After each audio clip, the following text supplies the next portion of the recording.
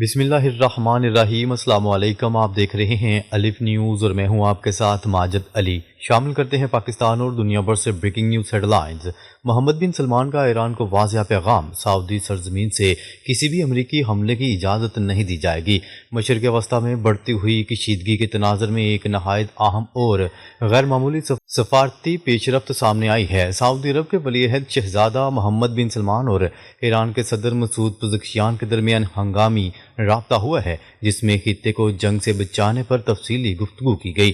ذرائع کے مطابق ولی عہد شہزادہ محمد بن سلمان نے ایرانی صدر کو دو ٹوک پیغام دیا کہ سعودی عرب اپنی سرزمین، فضائی حدود یا کسی بھی قسم کی سہولت کو ایران کے خلاف حملے کے لیے استعمال کرنے کی اجازت نہیں دے گا۔ انہوں نے یہ بھی واضح کیا کہ وہ امریکی صدر ڈونلڈ ٹرمپ کو جنگ سے روکنے کی بھرپور کوشش کر چکے ہیں، تاہم اگر اس کے باوجود کوئی کارروائی ہوتی ہے تو سعودی عرب اس کا حصہ نہیں بنے گا۔ ایرانی صدر مسعود پزشکیان نے سعودی عرب کی کوششوں کا خیر مقدم کرتے ہوئے کہا کہ ایران ہر اس اقدام کی حمایت کرے گا جو مذاکرات کشیدگی میں کمی اور جنگ کے خاتمے کی طرف لے جائے۔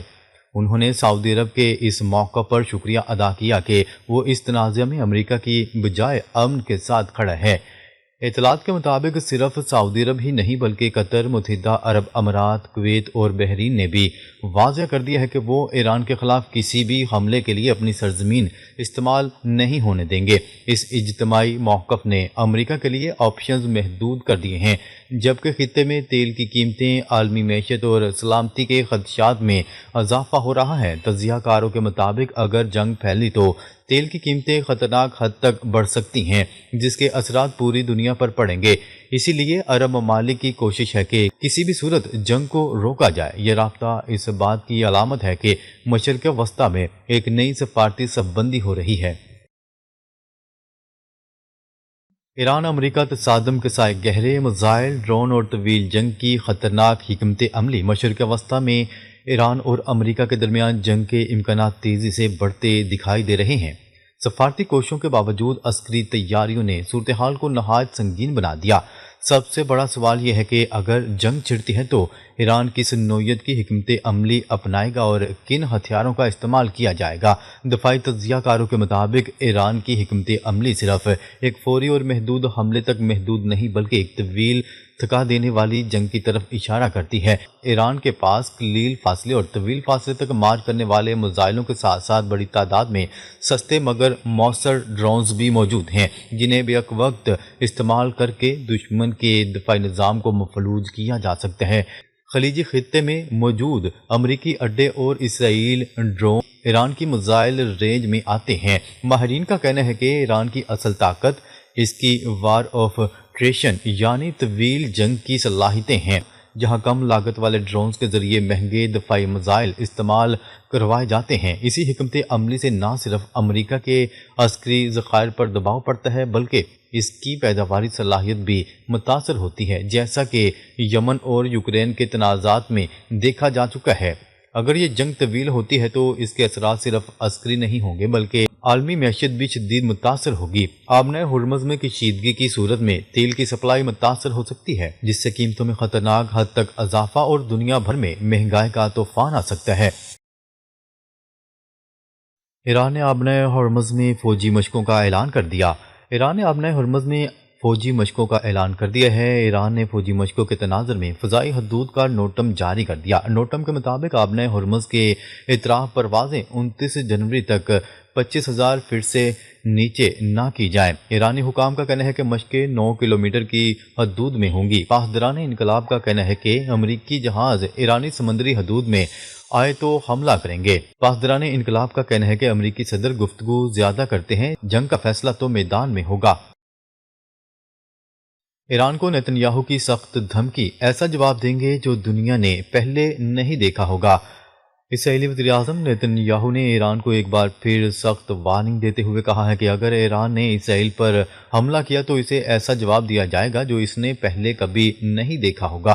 پریس کانفرنس سے خطاب کرتے ہوئے نیتن یاہو کا کہنا تھا کہ ایران کو حملے کی کوئی غلطی نہیں کرنی چاہیے کیونکہ اسرائیل ہر ممکن طاقت اور پوری قوت کے ساتھ جواب دے گا۔ انہوں نے فلسطین سے متعلق اپنے موقف کو دہراتے ہوئے کہا کہ اسرائیل غزہ میں فلسطینی ریاست کے قیام کی اجازت نہیں دے گا۔ نیتن یاہو کے مطابق فلسطینی ریاست کے قیام سے متعلق باتیں ہوتی رہی ہیں مگر ایسا نہ ماضی میں ہوا اور نہ آئندہ ہونے دیا جائے گا۔ اس سے وزیر اعظم نیتن یاہو کا مزید کہنا تھا کہ اسرائیل سیکیورٹی کنٹرول برقرار رکھے گا اور یہ پالیسی غزہ کی پٹی پر بھی لاگو رہے گی۔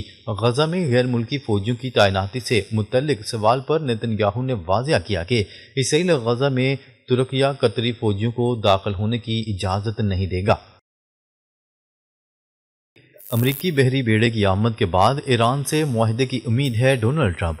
امریکی صدر ڈونلڈ ٹرمپ نے آئیوا میں میڈیا سے گفتگو اور ایک تقریب سے خطاب کرتے ہوئے ایرانی معیشت، سرحدی سیکیورٹی اور آئندہ انتخابات سے متعلق کئی سنسنی خیز دعوے کیے ہیں۔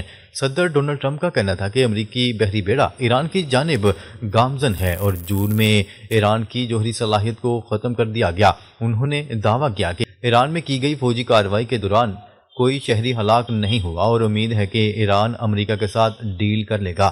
امریکی صدر ڈونلڈ ٹرمپ کا کہنا تھا کہ امریکہ میں تیل کی قیمتیں کم کر دی گئی ہیں اور ملک کی سرحدوں کو محفوظ بنا دیا گیا ہے۔ ان کے مطابق ہزاروں جرائم پیشہ اور غیر قانونی افراد کو امریکہ سے واپس بھیجا جا چکا ہے جبکہ امریکی فوج کو مزید مضبوط کیا گیا ہے۔ انہوں نے دعویٰ کیا کہ موجودہ حکومت کو مہنگائی کا بحران ورثے میں ملا تھا، تاہم ایک سال کے اندر مہنگائی کی شرح میں نمایاں کمی کی گئی اور امریکی معیشت اب دنیا کی مضبوط ترین معیشت بن چکی ہے۔ صدر ڈونلڈ ٹرمپ نے اعتماد کا اظہار کرتے ہوئے کہا کہ وہ مڈ ٹرم الیکشن بآسانی جیت جائیں گے۔ صدر ڈونلڈ ٹرمپ نے منیسوٹا واقعے کی منصفانہ تحقیقات کی یقین دہانی کرواتے ہوئے کہا کہ وہ خود اس کی نگرانی کریں گے۔